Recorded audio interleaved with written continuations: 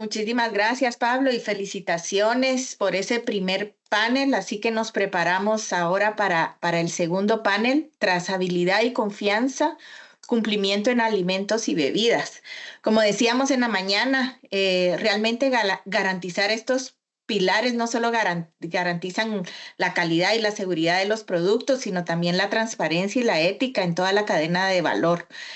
El cumplimiento es esencial para la protección del consumidor y la reputación de la empresa, así que vamos a escuchar de profesionales de grandes compañías. Tendremos la oportunidad de conocer mejores prácticas y desafíos, así que le damos la bienvenida a nuestros panelistas. Heidel Sequeira Guzmán, gerente de ética y cumplimiento de Dos Pinos.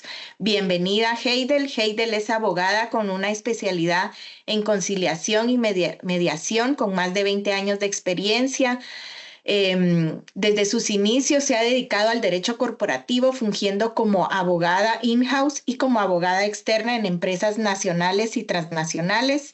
Sus últimos 10 años ha profundizado en el estudio e implementación de sistemas de cumplimiento en compañías, primero en el sector farmacéutico, siendo gerente legal de una compañía farmacéutica durante 8 años, en la cual participó en el diseño e implementación del compliance a nivel regional, y posteriormente, desde hace 2 años, es gerente de ética y cumplimiento de una empresa de alimentos y bebidas, Dos Pinos. Así que bienvenida, Heidel, gracias por estar con nosotros.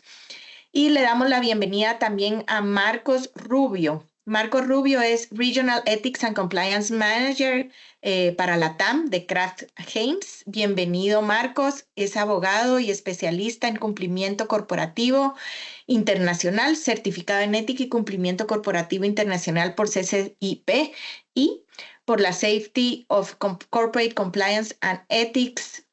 Realizó la certificación en cumplimiento corporativo internacional con LEC Institute de Brasil y el TEC de Monterrey.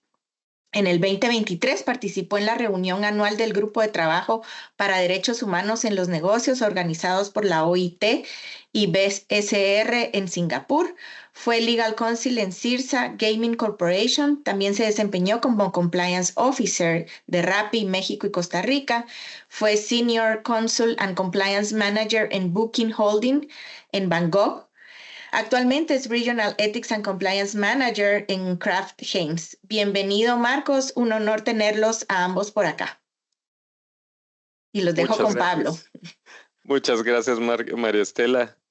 Heidel, ya, hoy voy a hacerte los honores y voy a decir es Heidel con A, para que todo el mundo conozca bien tu nombre y sepa cómo identificarte. Marcos, gracias, bienvenido. Gracias. Muchas gracias. Buenos días. Bueno, un saludo de Costa Rica. Gracias, Heidel. Qué alegre tenerlos aquí hoy, que se nos llegó el día. Así que bueno, si quieren empecemos porque aquí nuestros invitados pues están muy ansiosos de poder participar con ustedes y de poder escuchar también todos los buenos tips que nos van a dejar hoy. Entonces, pues bueno, la idea de hoy es cómo la trazabilidad y la confianza pues que genera el compliance en la industria de alimentos y bebidas a través de la labor del cumplimiento. Así que creo que es un tema bien interesante ahí. Nuestra panelista anterior, Gema del Alan, dijo algo súper interesante sobre el tema de alimentos y bebidas. Bueno, aportó muchos conceptos interesantes de los temas de alimentos y bebidas, así que ya nos dejó una introducción al tema de hoy. Pero bueno, les hago ahora una pregunta a ustedes dos. ¿Cómo han visto ustedes que el programa de compliance les ha ayudado a cumplir con las normas de seguridad alimentaria y garantizar inocuidad en los productos que ustedes comercializan? Si quieren, Marcos, vamos a darle primero la palabra a la dama. Bueno, muchas gracias, Pablo, Marcos, y a todos los que nos acompañan. Muy buenos días. Como les decía ahora, un saludo desde Costa Rica. Para mí es un gusto enorme estar acá conversando con ustedes. Escuché la última parte del panel anterior y me encantó, ¿verdad? Creo que de temas de cumplimiento podríamos hablar por días enteros durante todo el día y no nos alcanzaría porque es muy enriquecedor y todos los días aprendemos técnicas nuevas, cosas nuevas que nos ayudan a ser mejores y a hacer mejor nuestra función. Vamos a ver, evidentemente ayuda muchísimo toda la parte de cumplimiento en cualquier área de la compañía. Creo que en la parte de la seguridad y la inocuidad de los productos es fundamental.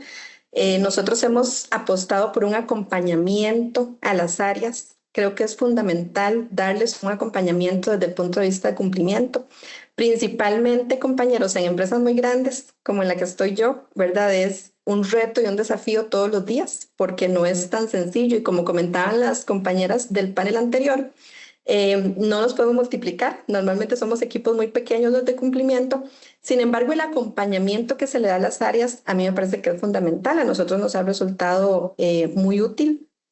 Y no ser ese policía, creo que lo comentaba en el panel anterior también, ¿verdad? En algún momento de la historia, compliance ha sido visto como el policía o en Costa Rica decimos, Pablo, como la piedra en el zapato. Ahí te dejo otro dicho para tu colección. Para mi colección. La piedra en el zapato es, sí, la piedra en el zapato es eso que no te deja avanzar, ¿verdad? Ese ha sido por mucho tiempo y creo que continúa siendo la visión que tienen muchas áreas del área o del departamento de compliance y eso tenemos que cambiarlo, ¿verdad? Eso tenemos que cambiarlo y dar un acompañamiento que implique asesorar y estar como alertas de esos detallitos, que es lo que nos ha funcionado bastante a nosotros, estar alertas de esos detalles que para ciertas áreas no son tan visibles, ¿verdad? Entonces, en el tema de inocuidad y seguridad de los alimentos, tenemos equipos buenísimos en formulaciones, en cómo, en etiquetados y demás.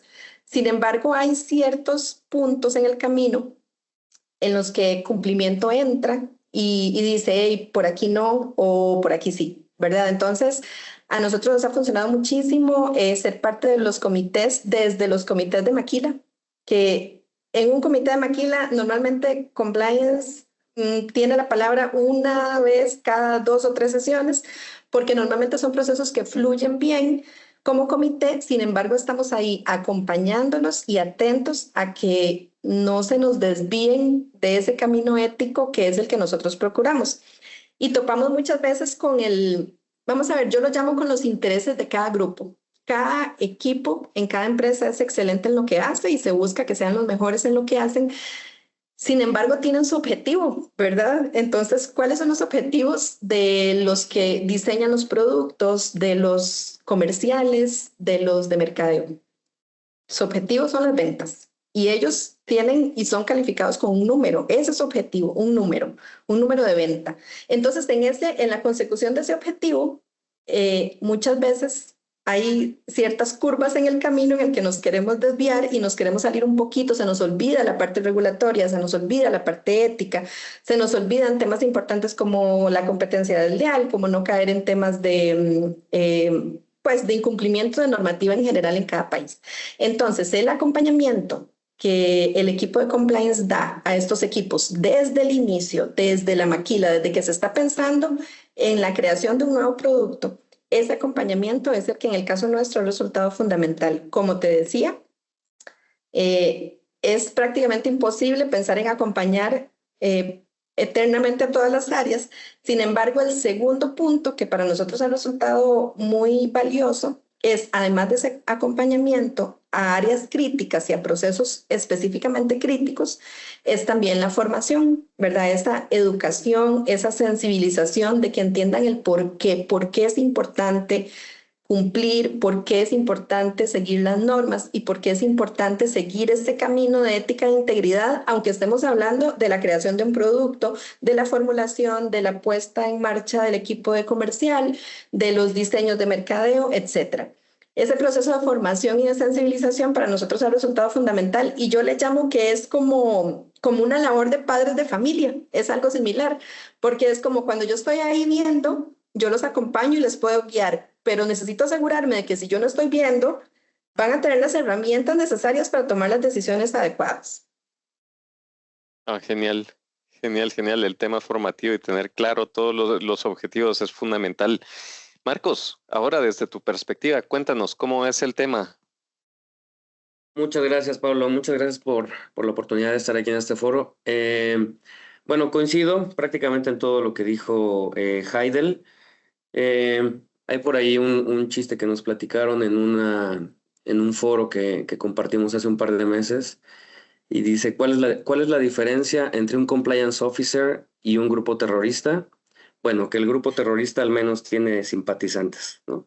Eh, y justo como decía Heidel, Sí. usualmente o tradicionalmente nos tienen miedo o nos tienen cierto recelo a compartir información, a tenernos confianza de acercarse y tener una charla tranquila. A veces creen que solamente los medios para contactarnos a los equipos de cumplimiento creen que todo tiene que ser muy formal o que todo tiene que ser a través de un mail o de usar las empresas que lo tienen la herramienta para denuncias. Y se les olvida pues que es al revés, que estamos utilizando otra metáfora. Somos como cuando uno va a ir con varios amigos a andar en bicicleta de montaña. El equipo de cumplimiento es el obsesionado de ese grupito, el obsesionado con el equipo de seguridad, con planear la ruta desde un día antes, con saber por dónde hay que bajar, por dónde hay que subir, el que siempre a lo mejor está arriba y ya tiene todo el equipo preparado para ir jalando a los demás. Eh, Eso es yo creo, la función del equipo de cumplimiento, que básicamente es lo mismo que dijo Heidel, pero en otras palabras. Eh, y también coincido que hay que hacerse aliados dentro de la compañía. Es imposible que estemos ubicuos en la compañía. Eh, y es imposible verlo todo, pero hay que saber dónde buscar y dónde preguntar, ¿no?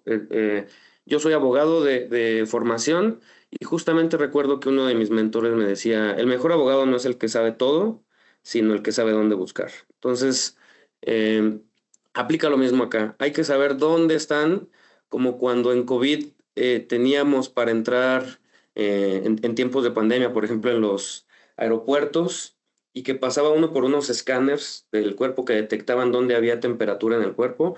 Lo mismo en la compañía, hay que tener bien claro dónde están los puntos de riesgo de la empresa. Hay que involucrarse en los comités de riesgo, como decía Heidel. Y si no tienes ese espacio, yo creo que lo más importante es hacer un trabajo para lograr ese espacio. Y eso solo se gana con trabajo y ganándose la confianza de la gente, que te vean ya no como un policía. Claro, cuando hay que ser policía hay que serlo y esa es otra parte importante de los equipos de cumplimiento, estar tranquilos con ser el policía o con ser el ogro cuando hay que serlo. Y cuando no, siempre hay que buscar un trato amigable y un trato, como decía Heidel, de acompañamiento para apoyar e impulsar el negocio, porque a final de cuentas somos un negocio o como cualquier organización, incluso las no lucrativas, pues se persigue un fin y lo importante es que todos vayamos buscando ese fin, nada más hacerlo de la manera correcta, ¿no? Me gusta mucho el uso de ese tipo de ejemplos. Me gustó mucho el ejemplo este del grupo de ciclistas, porque sí, realmente ese obsesionado por la seguridad, ese obsesionado por ver dónde están los riesgos, por dónde nos podemos caer, dónde podemos irnos de forma más segura, es la función, ¿verdad? Y al final de cuentas, yo creo que ese buen amigo no quiere ser fastidioso, todo lo contrario, lo que quiere es cuidarnos, asegurarse que vamos a estar bien, que no nos vamos a lastimar, que no. Entonces, es una bonita forma de verlo, así que me gustó mucho. Y viéndolo desde el punto de ejemplos de lo que han vivido ustedes, y me gusta mucho también esto de lo que del amigo obsesionado, porque por ahí va mi pregunta ahorita. ¿Qué ejemplo nos podrían dar sobre la prevención de problemas relacionados a temas por ejemplo, de inocuidad, de retiro de productos? ¿Cómo la función del compliance ha permitido evitar todo esto? Porque a la larga estos temas pues generan pérdidas, generan retrasos, Claro. generan dolor a la compañía. Entonces, hoy la vamos a hacer al revés. Marcos, hoy empieza tú. Empiezo. Sí, bueno, evidentemente, digamos, en una primera fase, como ya lo platicaron en el foro anterior, tenemos que estar atentos a generar el mapa de riesgos de la compañía, a contratar las personas adecuadas, por ejemplo, para el área de regulatorio. Y el ejemplo que voy a dar va en el sentido de los equipos de regulatorio. El equipo de regulatorio o el equipo de legales, a lo mejor hay compañías donde el equipo de legales hace regulatorio y todo lo demás, ¿no? En esos casos, ellos trabajan en áreas que usualmente son blanco o negro, ¿no? O lo dice la ley o no lo dice, y usualmente, perdón, estoy un poco enfermo. Usualmente la respuesta es clara cuando tienes que buscar blancos o negros, pero justamente el equipo de cumplimiento, y es la parte más compleja de nuestro trabajo, nos buscan cuando hay áreas grises, cuando ni el equipo de legales, ni el equipo comercial, a lo mejor controles internos, no encuentran una respuesta de blanco o negro, y entonces hay que empezar a navegar esas áreas medio grises. A mí me pasó alguna vez que se quería presentar o se buscaba presentar información, y esto por propuesta de algún asesor externo, se buscaba presentar información que a lo mejor no iba a ser exactamente lo que estaba pidiendo la autoridad, pero íbamos a parafrasear otro tipo de información. Y entonces empezó toda esa discusión, hasta qué punto sí podemos hacerlo, hasta qué punto no podemos hacerlo, y ya son temas no tanto de si es legal o ilegal, a veces es si es ético o no es ético. Y entonces ahí es donde entra el equipo de cumplimiento como una de los medios de defensa de la compañía, y donde probablemente tenemos que estar confortables o tranquilos en navegar esas áreas que son un poco incómodas, porque ni la ley ni a lo mejor las regulaciones internacionales te dan la respuesta, pero se hace una decisión informada y les ayudas a evaluar el riesgo y a lo mejor a tener un plan B en caso de que el camino original no siga. Y en ese caso precisamente, que era para poder importar un producto en uno de los países de Latinoamérica, encontramos una respuesta que nos dejó tranquilos a todos, tranquilos en el sentido de, ok, es una decisión informada, vamos por este camino, vamos juntos, y a lo mejor ya no llega después el equipo de cumplimiento tarde, ya cuando, como decimos en México, a toro pasado, ya cuando a lo mejor hay una sanción del regulador del país, y entonces ya estamos en una situación diferente, ¿no? No, buenísimo, buenísimo, Marcos. Ahí tocaste un tema que me pareció toral, ¿verdad? No todo lo legal es ético, ¿verdad? Entonces, También. y sí, es un tema que es importante tener en consideración. Muchas veces las decisiones no necesariamente se van a ir por la parte legal, sino por la parte ética. Entonces, me parece muy, muy interesante ese punto. Haidel, cuéntanos. Sí, no, totalmente de acuerdo con Marcos y añadiendo quizás a lo que él expuso, yo sí creo muchísimo en concientizar a los equipos, en explicarles el por qué. Y vuelvo al ejemplo de los padres de familia. No es lo mismo que le digas a tu hijo, eso no, porque lo digo yo, como hacían antes las mamás, ¿verdad? No, ¿por qué no? Porque no, o porque yo lo digo. No es lo mismo eso a que expliques y crees o intentes crear esa conciencia del por qué, de qué hay detrás de ese no, ¿verdad? Entonces, yo sí creo muchísimo en la concientización de los equipos, en el que aprendan y entiendan cuál es el racional detrás de las decisiones que se toman.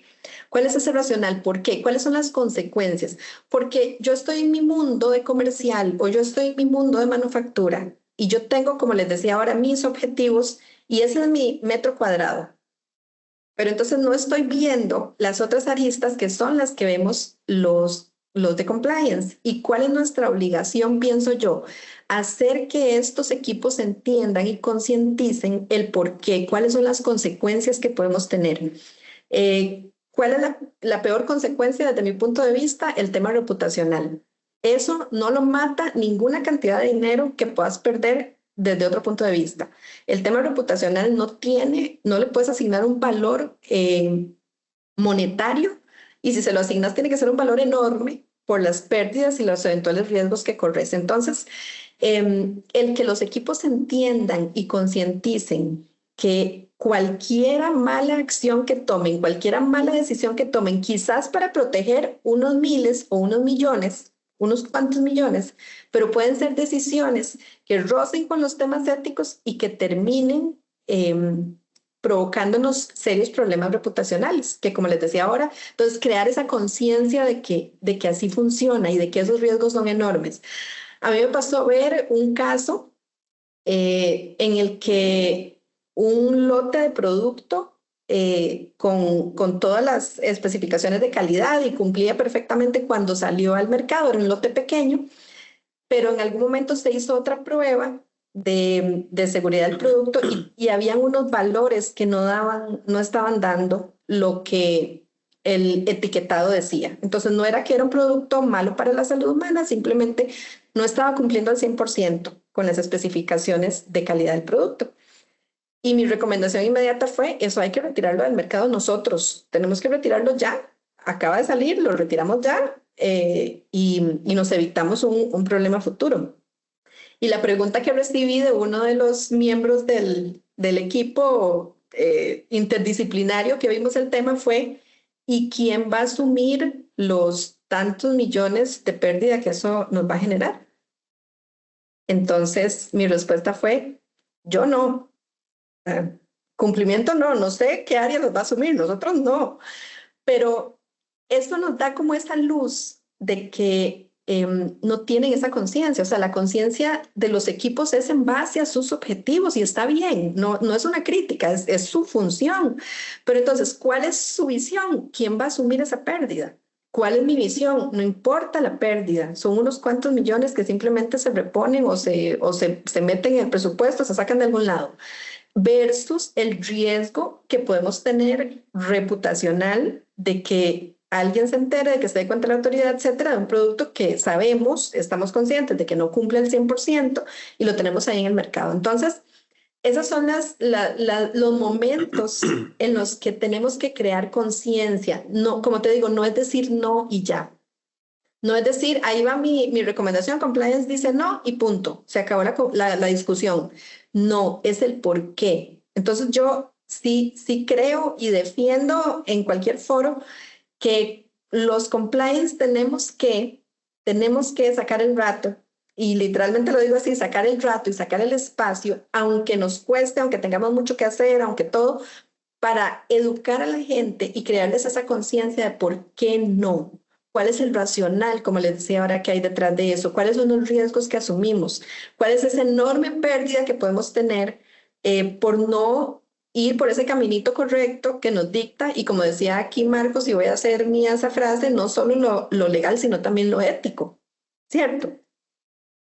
Sí, y no, mira, me encanta eso porque muchas veces el tema económico se vuelve un tema así como, uy, ¿quién va a asumir las pérdidas, verdad? Pero después no, el mercado no va a decir, es que compliance no se puso el pantalón, es que comercial, no, van a decir, es que tal empresa es la que tal empresa puso mal producto en el mercado y yo ya no vuelvo a comprar eso. O sea, el consumidor castiga y castiga fuerte y me recordaste mucho el caso aquel de Tylenol, ¿no? Que también se recuerdan de cuando envenenaron unos frasquitos y que hicieron ellos, sacaron todo el producto del mercado. ¿Qué millonada les costó? No importa, pero hoy por hoy todo el mundo sigue tomando Tylenol.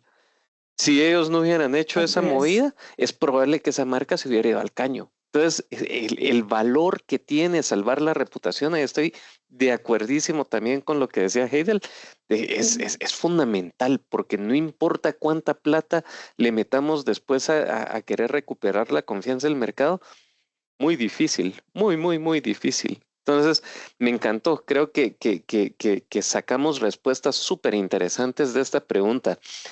A ver, Heidel, y ahora me voy contigo. Control y monitoreo.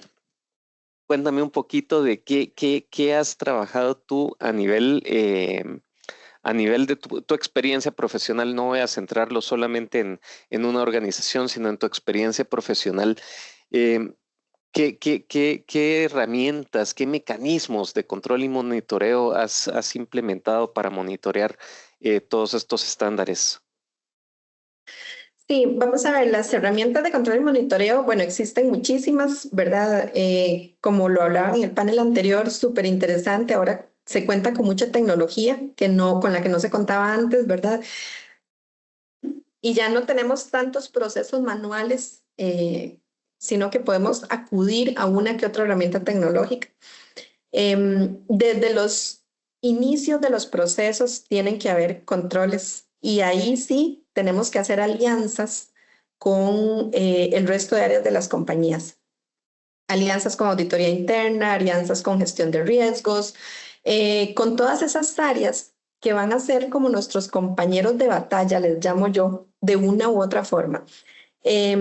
A mí me parecen súper interesantes los controles que se establecen para debida diligencia de proveedores, por ejemplo, porque eso te va a garantizar que la materia prima, en el caso de nosotros que nos movemos en temas de alimentos y bebidas, que las materias primas de esos proveedores cumplan al 100% y siempre.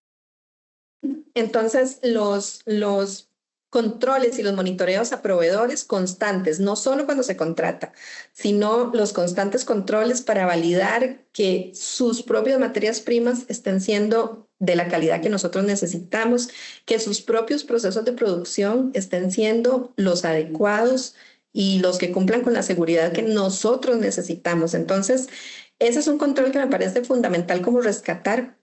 Muchas veces las empresas se quedan en la revisión inicial y en el due diligence inicial que se le hace a un proveedor en cuanto a la calidad de su materia o de lo que se le está comprando. Sin embargo, sí considero que debe haber un control continuo y específico que garantice que no se nos estén saliendo del camino, ¿verdad? Que esas materias primas que estemos recibiendo continúan teniendo ese alto nivel de calidad y esos altos estándares de calidad que nosotros requerimos. Entonces, ese es un control que me parece muy interesante, el tema de los proveedores de materia prima. Y en general, ese monitoreo en todas las etapas de los procesos de producción, ¿verdad? Esos controles que se establecen específicamente en las áreas desde la maquila hasta la parte de mercadeo y demás, que son los que diseñan las campañas publicitarias. Como les decía en un inicio, Pablo, ese acompañamiento que hay que darles, ese ojito que hay que tener por ahí, esos aliados estratégicos que tenemos que tener en cada una de las áreas. Nosotros les hemos llamado de una u otra forma embajadores de ética e integridad o embajadores de cumplimiento, que son esas personas a las que les damos un poquito más de formación y de sensibilización, que entienden un poquito más el tema, porque además batallamos con otra cosa, Pablo, y es que no son personas formadas en esto, ¿verdad? Ellos son formados en comercial, en mercadeo, en diseño de campañas, y entonces es nuestra obligación darles esa formación adicional para que entiendan, como les decía antes, el racional del por qué. Entonces, así nos garantizamos que, aunque no tengamos los ojitos ahí siempre, como mencionaba Marcos ahora, ¿verdad? Que es imposible que estemos en todo lado, pero que sí ellos tengan las herramientas necesarias para tomar decisiones adecuadas. Yo siempre les digo que todos tomamos decisiones en el trabajo todos los días. Se los digo a los equipos de manufactura, que a veces minimizan la importancia de su función dentro de una compañía. Es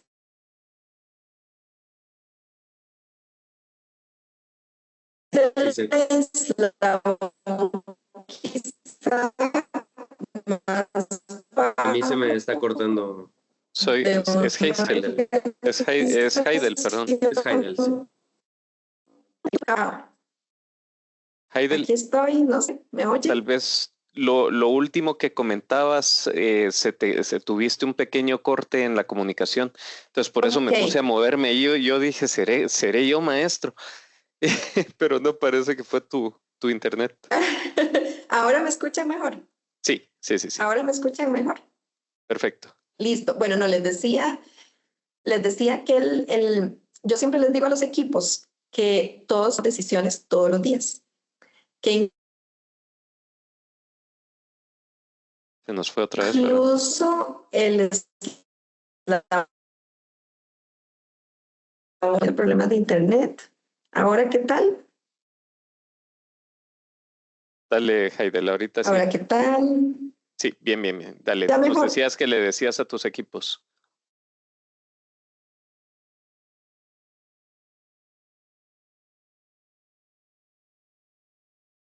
¿Me escuchan mejor? Más o menos, Haidel, sí, como que estás con un pequeño problema de internet ahorita. Yo sí los escucho perfecto, pero no sé si ya me escuchan mejor. Ahorita sí ya, perfecto. Listo, entonces acá salió en la pantalla, no sé si es ya, listo. Ya, dale, dale. Les decía que aún en los equipos más del eslabón más bajo, que es manufactura, siempre comentamos la importancia de las decisiones que se toman en nuestro trabajo todos los días y que esas decisiones tienen que ir alineadas con los temas de ética e integridad. Entonces, les comentaba que, por ejemplo, en los equipos de manufactura, yo siempre les digo que muchas veces ellos mismos minimizan su función dentro de la compañía. Y yo siempre les digo, ustedes todos los días deciden. Nosotros, uno de nuestros productos son las personas o los colaboradores que están en manufactura haciendo helados toman decisiones todos los días. Aunque su función sea nada más el proceso de embalar en un envase el helado, toman decisiones de si se cayó algo, de si hay algo que no estuvo bien en el proceso. Toman la decisión de decirlo y decir, hey, este lote no va bien por esto, o toman la decisión de, para que no me no me regañen o no me digan algo mal, lo continúo. Entonces, esas decisiones tienen que ir alineadas con la parte ética, desde manufactura hasta las decisiones de los altos directivos de la compañía. Buenísimo, gracias, Haidel. El tema de lo que comentabas al final me recordó lo de del no silos que decía Enrique hace un rato, ¿verdad? Porque todos somos responsables al final de todos los temas de cumplimiento. Así que bueno, Marcos, a nivel de tendencias, ¿has identificado alguna tendencia del sector que requiera alguna medida adicional para la garantía de la integridad de productos? Sí, bueno, si damos un pasito atrás y como oficiales de cumplimiento, todos los años tenemos que estar revisando las recomendaciones, sobre todo de organismos internacionales, porque eso suele permear y acaba incluso modificando algunas legislaciones locales. Apenas en septiembre de este año, el Department of Justice de los Estados Unidos emitió la última guía de cumplimiento para programas corporativos y se enfocaron mucho sobre todo en que las empresas hicieran una evaluación de riesgos sobre tecnologías donde se usara inteligencia artificial. Esa es una tendencia clara, es algo que ya no podemos detener y entonces se tiene que incorporar al plan o al mapa de riesgos de la compañía, tiene que haber un monitoreo de cualquier tecnología que esté potenciada por inteligencia artificial, tanto como le llaman los que trabajan en empresas tecnológicas front-end como back-end, es decir, cuáles usamos nosotros dentro de la compañía para hacer análisis de datos, por ejemplo, y cuáles usamos para la venta al público, ¿no? Es decir, toda la información que nosotros tenemos de qué tipo de público consume nuestros alimentos, todos los sesgos que se pueden involucrar allí por temas de raza, de género, de cualquier tipo de orientación. Y las empresas, obviamente no es fácil, pero tienen que contar, por ejemplo, por lo menos con algo mapeado anualmente, por lo menos, respecto de este tipo de tecnologías. Y las otras dos, que a mí me encanta una, tristemente, este es de las menos que generan simpatía en una compañía, pero es En la manera en que tú evalúas a tus empleados y determinas su compensación para subir dentro de la compañía, darles otro puesto, tiene que estar ligado siempre si tuvieron o no problemas relacionados con ética y cumplimiento. Y la última, el manejo de terceras partes, que eso ha salido, es una tendencia cada vez más y más. Y allí es donde creo que entramos todavía más al sector de alimentos, ya lo dijo Heidel, y me encantó que lo mencionara. Justamente el año pasado que estuve en este grupo en Singapur, la tendencia es bien clara, tanto de organizaciones internacionales como las Naciones Unidas y otros grupos de trabajo que se han estado organizando mucho más en los últimos años.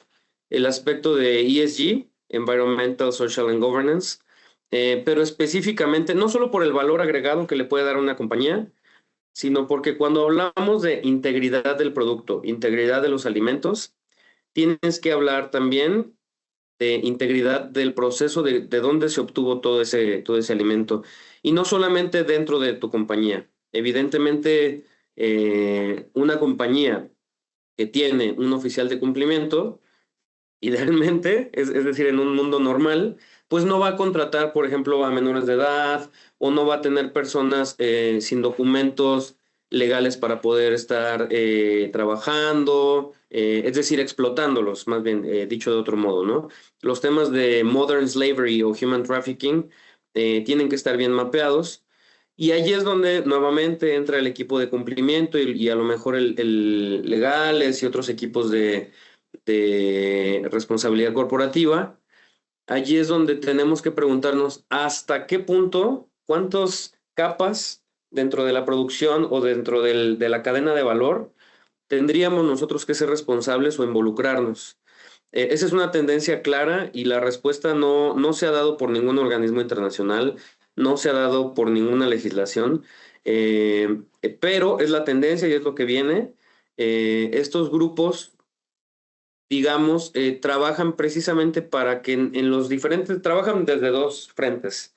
Uno, trabajar con los gobiernos para que legislen precisamente para evitar y combatir impacto al medio ambiente, tráfico de personas, explotación de personas, sostenibilidad y todo eso en los layers que hay con uso de terceros, que todo eso esté bien regulado. Y por otro lado, trabajan con las empresas para que vayan un paso adelante, para que cuando esas legislaciones salgan, pues ya estén prácticamente en cumplimiento de todo eso. Pero nuevamente, las áreas son grises todavía, no hay una definición bien clara de hasta dónde deberíamos tener responsabilidad. Empresas como donde yo trabajo, no está bien claro si tienes que irte 3, 4, 5 layers abajo o simplemente poner en un contrato, oye, proveedor, te estoy contratando a ti y tú te haces cargo de que si tú te provees a la vez de alguien más, tiene que ser responsable, sostenible, igualitario. Yo creo que no se debe quedar allí, yo creo que el cumplimiento va más allá, pero probablemente también vaya de la mano de la madurez de una compañía y de la madurez de los programas que tiene, ¿no? Lo importante es empezar y ya después de allí empiezas a abarcar un poquito más y como decía Heidel, tienes que reclamar el derecho como equipo de cumplimiento de hacerte de esos espacios y después a lo mejor empezar a cubrir algo más. Pero por lo menos tener esa primera fase que es tenerlo mapeado, unirte a aliados estratégicos como controles internos, auditoría, responsabilidad corporativa, por supuesto legales, y los equipos comerciales y de compras también, para que ellos entiendan por qué estás haciendo esto, por qué les estás pidiendo meter en un contrato este tipo de responsabilidades, por qué cuando sale un tema de incumplimiento hay que terminarles el contrato o hay que ponerlos a prueba o hay que hacerles auditorías. Todo eso es lo que uno debería tener mapeado para considerar que estás cumpliendo y las tendencias van para allá. Entonces, si no empiezas, pues ya vas tarde.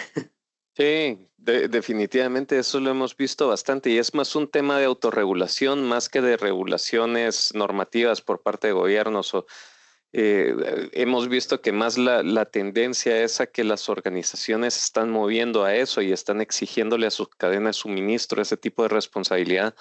Hemos visto cómo esas exigencias en temas de derechos humanos, SSO y compliance, Sí, principalmente no, el tema anticorrupción, ha ido creciendo. Sí, Mar. totalmente. Y empresas que ya cotizan en bolsa, ya ni siquiera esta discusión porque tus acciones van a tener más valor simplemente por tener esto mapeado y tener un programa que cubra estos aspectos de sostenibilidad, medio ambiente, no tráfico de personas, te va a dar una calificación diferente y por lo tanto tus acciones van a valer más, ¿no?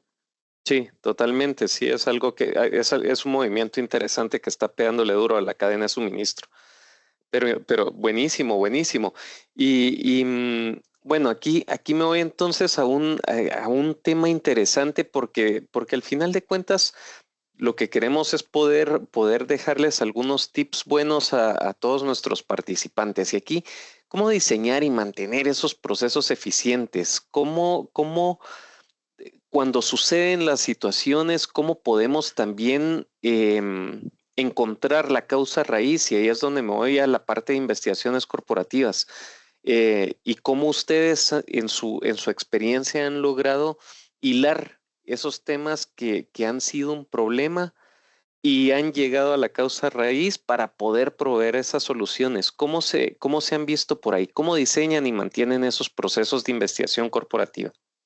Haidel, tal vez empezamos ahora contigo. Sí, claro. Vamos a ver. Los procesos de investigación en sí, pues hay estándares internacionales que podemos tomar y para poder hacer una investigación de la forma correcta, objetiva, transparente. Eso no me parece tan complejo. Lo que me parece más que genere más valor o que genera más valor es tomar esos procesos de investigación. Vamos a ver, yo lo veo en dos vertientes. Una, tomar esos procesos de investigación como modelo para que no ocurra más. Esa parte preventiva. Entonces, ¿qué nos sucede a nosotros mucho? Que tenemos un proceso, una investigación que nos alerta de que algo está sucediendo en un área específica de nuestras unidades de negocio. Pero resulta que tenemos 5 o 6 áreas de negocio similares en distintos puntos del país. La alerta se da en uno.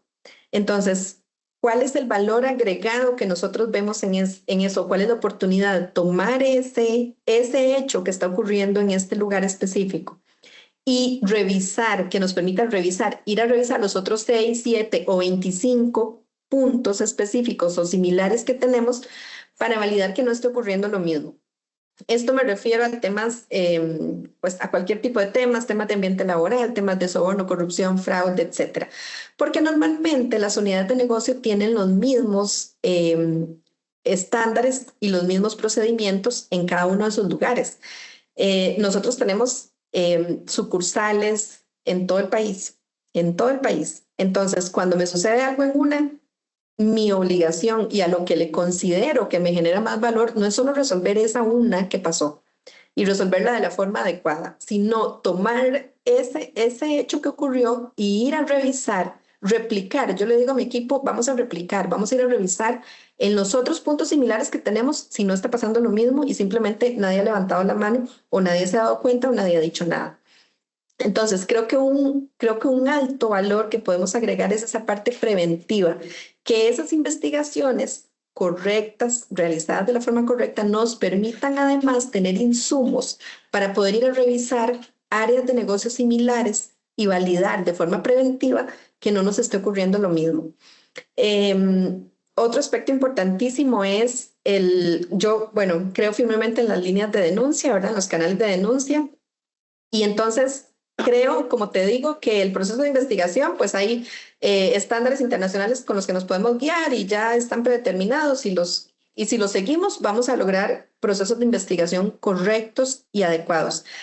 Pero creo fundamental, más allá de eso, el dar a conocer la línea de denuncias a todos los colaboradores, a todas las partes interesadas y generar esa confianza que se necesita, esa confianza suficiente para que la gente se atreva a levantar la mano cuando ve que algo no está bien.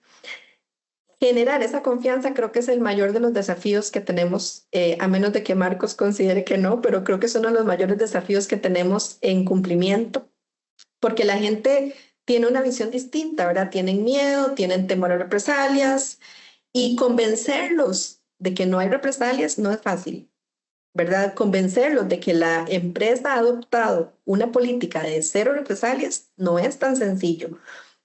Convencerlos de que no van a perder su trabajo si levantan la mano porque vieron que el compañero de la par está haciendo un fraude, no es sencillo.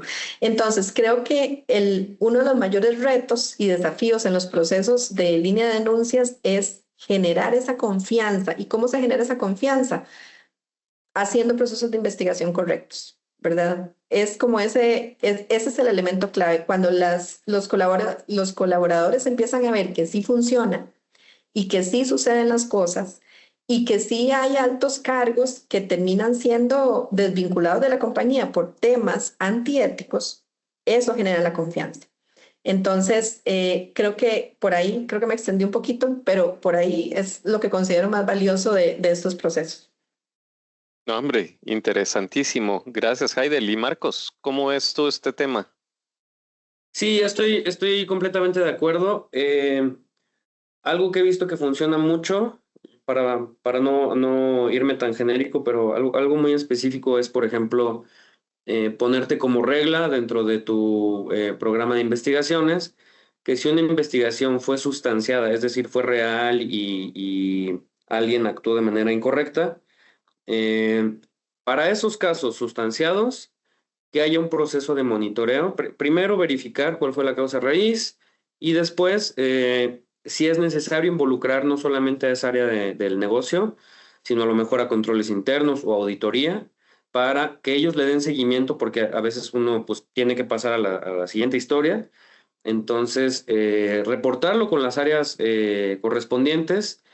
Sí hay que dar entrenamiento después, no, el área de cumplimiento no puede dar entrenamiento de todo, pero sí puede estar en esas llamadas para que esa gente recuerde que es algo muy importante para la compañía, ¿no? Y a veces se nos olvida a los compliance officers, el solo hecho de estar en la llamada cambia totalmente la manera en que las áreas de negocio pueden incluso expresarse en esos foros, ¿no? Es muy diferente la manera o el peso que puede tener a lo mejor un correo del área de cumplimiento, apoyar esos entrenamientos, a veces, y eso ya es un mundo ideal, a veces esos equipos nos piden que estemos en parte de esas dinámicas, pero para eso ya tuviste que haberte ganado la confianza de los diferentes equipos.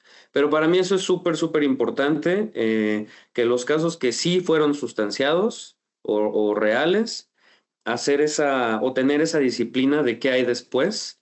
La disciplina de qué hay antes, justo como decía Haidel, está muy claro, hay muchos protocolos de cómo hacer investigaciones, de cómo proteger la información, pero ¿qué pasa después? Porque si ya pasó 3 veces y tú fuiste parte de esas investigaciones, pues probablemente ya es más problema de la compañía por falta de controles que de las áreas, porque pues somos seres humanos, cometemos errores, y todo lo que pasa en cualquier empresa, ¿no? Empresa que no tiene riesgos o que no tiene problemas, probablemente no es empresa. Buenísimo, ¿no? Interesante el tema y mencionas algo que es la parte de remediación. La parte de remediación muchas veces se queda en el olvido, ¿verdad? Pero sí, Heidel lo mencionaba muy bien, todos los procesos de qué está pasando y todo, y toda la parte de la investigación, pero la remediación como que es un tema que a veces se le olvida a la gente y perder ese detalle es súper importante, ¿no? Me encantó las respuestas que nos acaban de dar. Y miren, como le decía a los expositores anteriores, el tiempo se nos va, imagínense, ustedes son solo dos y ya se nos fue la hora, Dios mío, qué demasiado rápido. A todos los asistentes, si alguno quisiera dejar alguna pregunta en el chat o en la sección de preguntas y respuestas, todavía quedaría un minutito. De todos modos, ahorita ya vamos a empezar con la parte final con nuestros invitados. Y bueno, Haidel, 3 tips Siempre le pongo el número 3, no necesariamente tienen que ser 3, pero Sí. 3 tips que pudieras dejarle a nuestros asistentes para el día de hoy. Sí, yo creo que soy fiel defensora, como ya lo pudieron ver, de los procesos de capacitación y de sensibilización en estos temas de cumplimiento. Yo creo que son fundamentales. Defiendo absolutamente que si logramos concientizar a los colaboradores de las conductas que no se deben hacer, que se deben evitar y que además se deben denunciar si las vemos, con eso ya ganamos muchísimo terreno.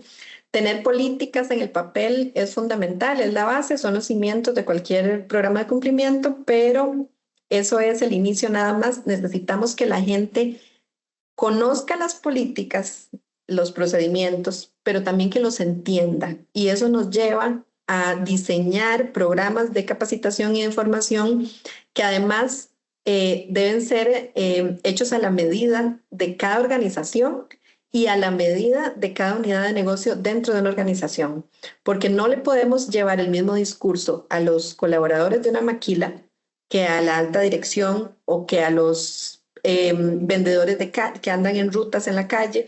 Cada público, hay que seccionar los públicos y diseñar un proceso y un programa de capacitación para cada uno de esos públicos, para asegurarnos de obtener el resultado que queremos, que es que entiendan, ¿verdad? No es llenar listas de asistencia y una presentación flat para todo el mundo y llénenme esas listas de asistencia y ahí llegamos. Eso no importa, eso no es el objetivo. El objetivo es que la gente aprenda. Ahora tenemos muchos mecanismos y nuevas técnicas lúdicas de las que podemos apropiarnos. Hay técnicas de gamificación y de una serie de herramientas que podemos usar para asegurarnos de que el aprendizaje sea el adecuado y el correcto. Así que me extendí mucho, pero es porque ese es el punto que me parece más importante, fundamental y que nos puede generar muchísimo valor en este camino a que tengamos empresas más éticas y más íntegras de lo que ya somos. Genial, Haydel. Muchísimas gracias por esas palabras de cierre. Y bueno, Marcos, lo bueno de ser caballeros es que ahora te tocó cerrar. Te dio lo Muchas mismo gracias. que Enrique. Muchas gracias, Pablo. Bueno, 3 cosas. Algo que yo aprendí de la manera mala, que nadie me dijo y que después me di cuenta que era tal vez de lo más importante, es ponerte una rutina. Parte de ser compliance officer es tener una rutina, de estar hablando con gente clave dentro de la compañía y no te puedes esperar a que ellos te busquen. Tienes que ser muy disciplinado, tiene que ser parte de tu día a día de ser compliance officer. Poner llamadas con el CEO, con el director de finanzas, con el director del negocio, cuando se puede. A veces no se puede llegar a esos lugares, pero como decía Haydel, hay que buscar esos espacios. 2, en territorios como Latinoamérica hay que ir un paso más allá. Muchas veces el programa global de cumplimiento no es efectivo tal cual o per se, no es efectivo para la realidad local. Y lo que buscan los reguladores y cualquier tipo de autoridad es un programa efectivo de cumplimiento, no solamente tener un programa de cumplimiento. Tener un programa de cumplimiento ya es como tener un acta constitutiva de la empresa. Tenemos que tener un programa efectivo y eso solo se gana yendo un poco más allá, es decir, entendiendo la realidad y justo como decía Haydel, viendo en determinadas áreas de la compañía qué más se requiere hacer para estar seguros de que está siendo efectivo en tu programa. Y tercero, hay que encontrar la manera de que a la gente le guste o le parezca un área sexy de la compañía. ¿Cómo se logra eso? Pues, y esta es yo tengo 7 meses apenas en Kraft Heinz y para el año que entra queremos sacar el premio a la integridad, que no se hace, entiendo a lo mejor en otras regiones, depende cada región lo que necesite nuevamente, pero yo quiero poner un premio a la integridad en cada una de las regiones que me toca cubrir. Otra cosa, ser lúdicos, hacer las cosas divertidas, que esto sea, a la gente le gusta ser parte de esto, a la gente le gusta ser bueno. Entonces, justo tenemos parte de nuestro programa local de cumplimiento, o como le estamos llamando, es ver las cosas de una manera diferente o una nueva perspectiva. Y estamos tratando de luchar para evitar ser simplemente el ogro o el policía y que nos vean como un aliado de negocio. Me encanta. Al final eso de ser las áreas de compliance, ¿verdad? ¿Cómo integramos a los equipos? ¿Cómo logramos que las personas comprendan que compliance está para que las cosas funcionen bien y a la larga, pues, que la compañía sea sostenible en el largo plazo, ¿verdad? Entonces, me encanta. Muchísimas gracias, Haidel, Marcos. De verdad, también nos la pasamos súper bien. Muchísimos conocimientos por parte de los dos. Creo que la audiencia se pudo llevar elementos prácticos muy buenos. A todos nuestros invitados, quiero darles las gracias. En el chat está una encuesta de servicios, está también la invitación a la comunidad. Ahí van a poder encontrar justamente la grabación de lo que conversamos con Haidel y con Marcos el día de hoy. Y bueno, y van a encontrar también muchos recursos adicionales más. Así que, Haidel, Marcos, les agradezco de corazón en nombre de Éticos Global, de Cumpli y de nuestra audiencia por sus aportes y por todos los tips tan interesantes que nos han dado el día de hoy. No, gracias a ustedes, súper divertido. Muchas gracias. Muchas gracias. Gracias, Marcos. Gracias, Haidel. Que pasen entonces muy feliz día y a todos les deseo también un feliz día para que continúen con sus actividades. Los esperamos mañana con los demás temas. Gracias. Feliz día.